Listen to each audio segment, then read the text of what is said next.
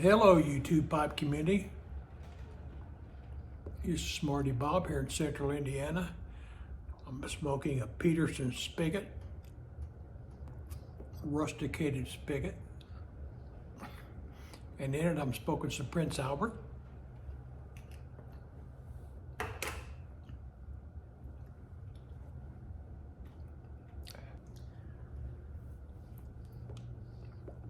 In case you haven't noticed, spring has sprung. It's the time of the year where everybody watches their grass grow and wonders, when is it time to mow the grass?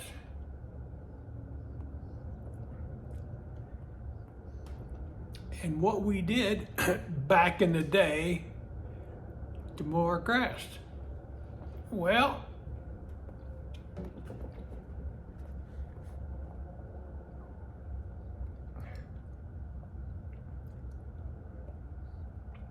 first, I'm going to show you a mower that I used as a kid. Young kid, I was big for my age, so I got to assume chores a little faster than a lot of kids that I went to school with at my age.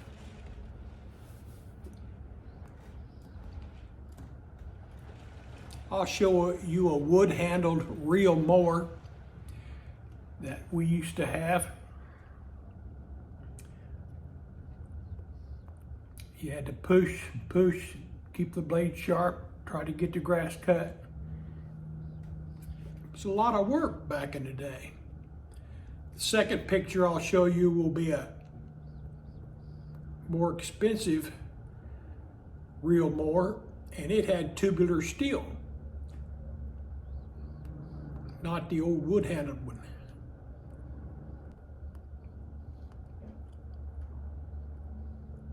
Normally, it was the boy's job to get out and mow the grass.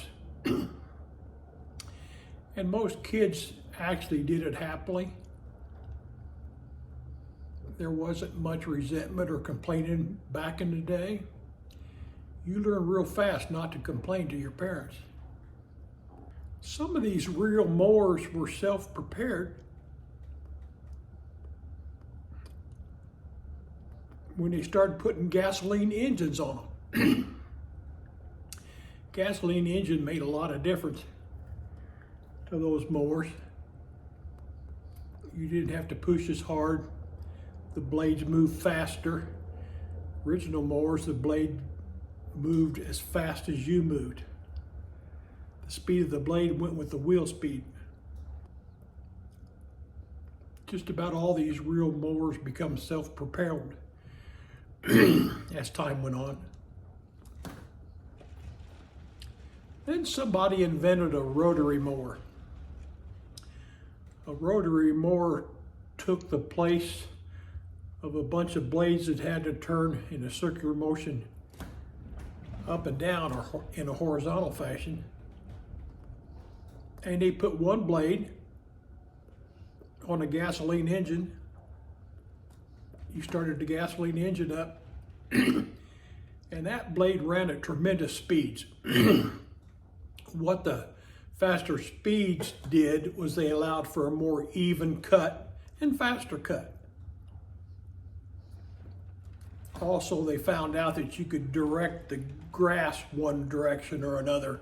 Instead of a reel mower, the grass just fell back of the mower.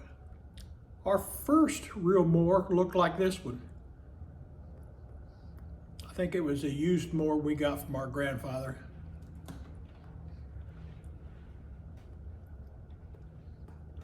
Everybody got in the rotary mower business, even Sears did.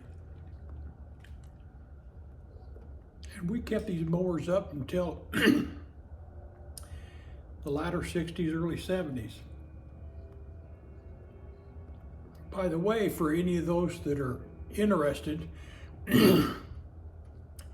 in people that used to push mow their grass, what they did for trimmers. Remember, the weed whacker wasn't invented until 1972.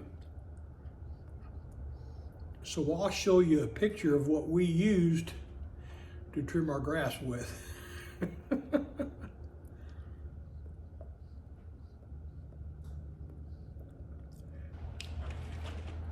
Now, when I got married, and 4 years after that, I bought 5 acres in a small farming community south of Indianapolis, about 15, 18 miles.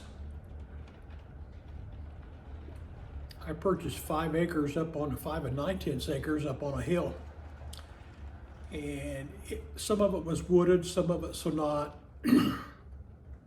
And I needed to get something to mow grass a lot stronger than a little push mower. So I bought my first rider tractor, or rider mower. And I'll show you a picture of it. It was a Sears. It was a 15 horsepower SS Sears. I kept that mower for about 20 years.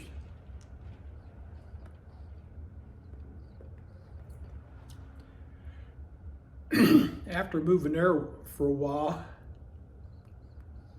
about 6, 7 years, the price of land and the price of acreage went up, and I had a chance to sell I built a new house on that 5 acres, and I had a chance to sell that for 3 times what I paid for it had in it. I took that money and bought a farm and put cash in the bank. When I had the farm, it had a lot more land to mow, so I actually sold my Sears tractor and got a Kubota.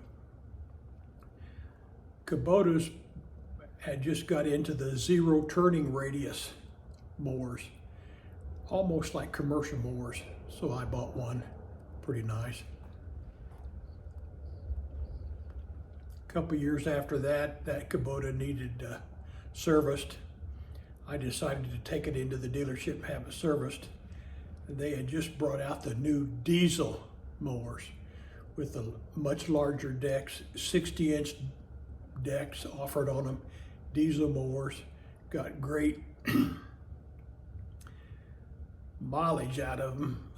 As far as you fill up those diesel tanks, I could mow for a month. Had 2 twin diesel tanks on the side. I kept that mower until 2014, when I sold the farm, built the new house here, and that's the story about mowing grass back in the day and bringing you up to date. Listen, yesterday's a memory, tomorrow's a promise. Now you go enjoy today.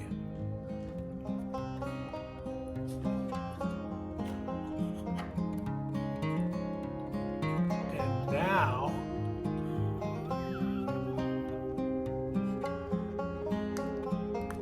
no, I think that first signal tells my Bluetooth it's on. The second one usually works. We'll see.